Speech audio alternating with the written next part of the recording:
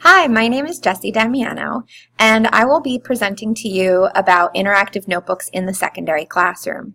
So a little bit about myself. I have been teaching for over 9 years now. I am a high school science teacher, so I teach biology and a lot of subjects that fall under that. I've taught every level. I've also taught at community college for different courses.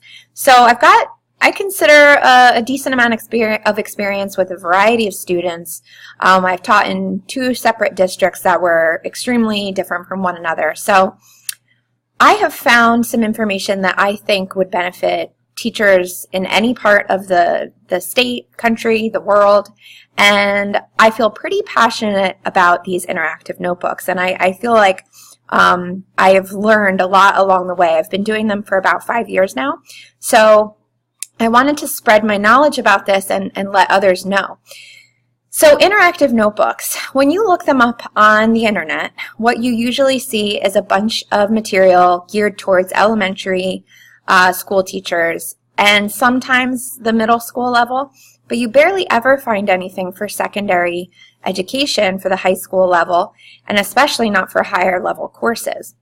But I'm here to tell you that that does not have to be the case. So interactive notebooks are usually composition notebooks, and they are ways of keeping, it's almost like a portfolio. So this is just one example that I've done for my biology class. And I did this for a CP level. I also have an example, among many, of an anatomy notebook for an honors level anatomy course. So what you'll find is that there are many different ways to do these interactive notebooks, and the benefits are amazing. So lost papers are a thing of the past. You know, handing in large note packets with all of this information, that can be a thing of the past. It helps everybody, including students, stay organized. And one of the best things is that you can keep your own notebook so that there's always a teacher model that students can reference and refer to. Another great benefit is that if students are absent, which is a problem that no matter what district you're in, we deal with, and if students are absent, we keep a running list, a table of contents, so they know exactly what page they missed. We can constantly refer back to the notebook. So for example, I can say, okay guys, let's look back at page 29 that we did earlier in the year, and we could be on page 70 now, all right, and we can reference that material. So it's almost like keeping your own textbook. So part of my presentation would go over the many benefits, but also the troubleshooting, all right? This is not made for everybody. I've had, through the many years of doing this, very slow cutters and pasters.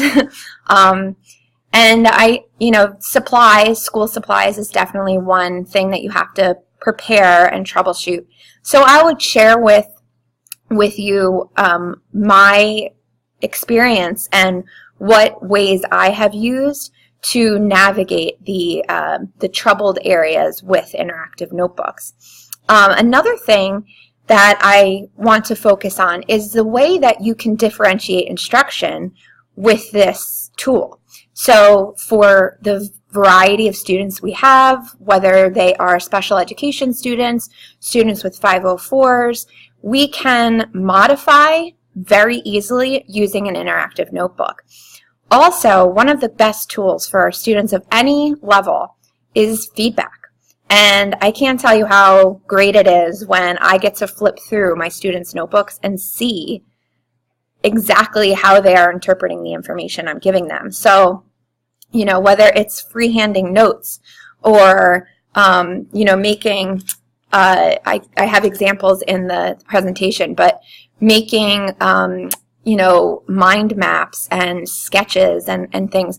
And I'm able to make notes on that, and it becomes part of their tool that they keep all year long.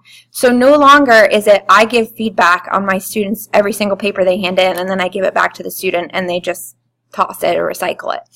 It becomes, this feedback is here, and you will look at it, and then you can reference it at any time. Another great thing about it is it keeps grading very consistent. We have a rubric in the beginning of the year. We go over what this rubric is. So it also helps our students understand how they're going to be assessed, how to use rubric, how to use grading and assessment tools.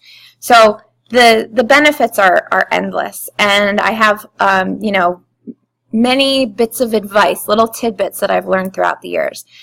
So that is the overall idea behind my professional development workshop on interactive notebooks in the secondary classroom.